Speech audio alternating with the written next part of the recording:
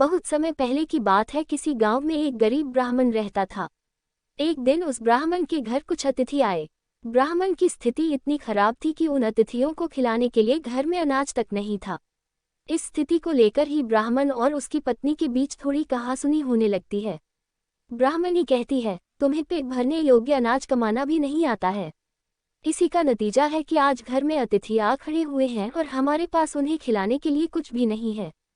इस पर ब्राह्मण अपनी पत्नी से कहता है, कल कर्क संक्रांति है, मैं कल भिक्षा लेने के लिए दूसरे गांव जाऊंगा। वहां एक ब्राह्मण ने मुझे आमंत्रित किया है। वो सूर्य देव की तृप्ति के लिए कुछ दान देना चाहता है।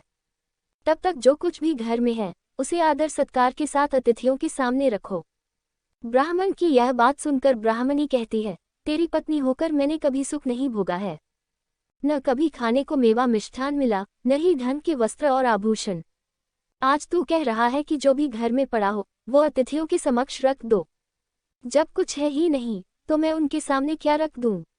पड़े हैं तो बस एक मुट्ठी तिल, तो क्या अतिथियों के सामने सूखी तिल रखना अच्छा लगेगा?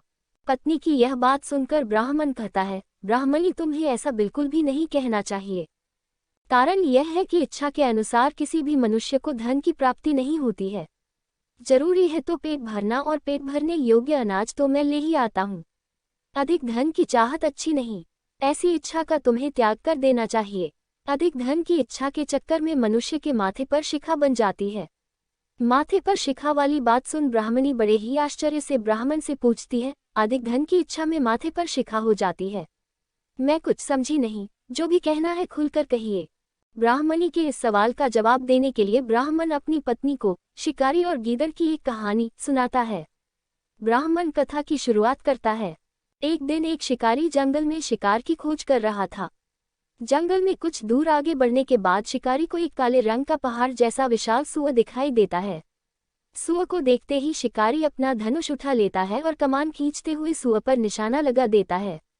कमान से निकला हुआ तीर तीव्र गति से सूअर को घायल कर देता है। घायल होने पर सूअर चिंघाड़ता हुआ शिकारी पर पलटवार कर देता है। सूअर के तीखे दांतों से शिकारी का पेट फट जाता है। इस तरह शिकार और शिकारी दोनों का ही अंत हो जाता है। इसी बीच खाने की तलाश में भागता हुआ एक भूखा गीदड़ वहां से होकर गुजरता है, जहां शिकारी और सूअर का शव पड़ा हुआ था। बिना मेहनत इतना सारा भोजन देख गीदड़ मन ही मन बहुत खुश होता है और मन ही मन सोचता है कि आज तो ईश्वर की बड़ी कृपा हुआ, जो इतना अच्छा और अधिक भोजन एक साथ मुझे मिला है। मैं इसे धीरे धीरे और आराम से खाऊंगा, ताकि लंबे समय तक मैं इसे उपयोग में लाऊंगा। इस तरह मैं इस भोजन के साथ लंबे समय तक अपनी भूख को शांत रख पाऊंगा। इन सभी बातों पर विचार करते हुए गीदड़ सबसे पहले छोटी छोटी चीजों को खाना शुरू करता है। तभी उसे शिकारी के मृत शरीर के पास धनुष पड़ा दिखता है। गीदड़ के मन में पहले उसे ही खाने का विचार आता है और वह धनुष पर चढ़ी डोर को चबाने लगता है। गीदड़ के चबाने से धनुष पर चढ़ी डोर टूट जाती है और डोर के टूटने से धनुष का एक सिरा वेग के साथ गीदड़ के माथे को भेदता हुआ ऊपर निकल आता है। गीदड़ के माथे को भेद कर धनुष का जो सिरा गीदड़ के सिर पर निकल आता है, वह ऐसा प्रतीत होता है मानो गीदड़ के माथे पर शिखा निकल आई हो। घायल होने के कारण कुछ देर बाद गीदड़ की भी मौत हो जाती है। इतना कहते हुए ब्राह्मण कहता है, ब्राह्मणी, इसीलिए मैं कहता हूँ कि जरूरत से अधिक लोभ से माथे पर शिखा आ जाती है। ये कथा सुनने के बाद ब्राह्मणी कहती है, ठीक है, अगर ऐसी ही बात है तो घर में जो मुट्ठी भर तिल पड़े हैं उन्हीं को मैं अतिथियों को खिला देती हूँ। ब्राह्मणी की यह बात सुनकर ब्राह्मण संतुष्ट होता है और भिक्षा मांगने के लिए घर से बाहर निकल जाता है।